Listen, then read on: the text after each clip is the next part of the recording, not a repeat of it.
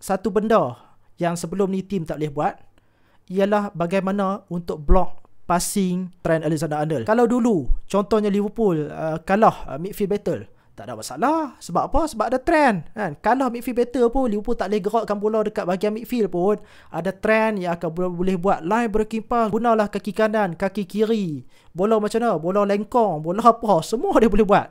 Tapi masalah bila dia tak ada tu, iaitu yang akan membuatkan opponent clog the midfield, penuhkan bahagian midfield ni, tutup passing access dekat Gravenberch kebiasaannya, dan membuatkan Liverpool mati akal lah. Contoh situational centre back yang aku sebut tadi, Gravenberch. Actually benda tu terjadi semasa game menentang dengan Chelsea. Gravenberch jadi situational centre back, Szoboszlai turun ke bawah spesifik untuk bagi passing option kepada Konate. Tapi apa yang Konate buat ialah dia pass bola semula ke tepi.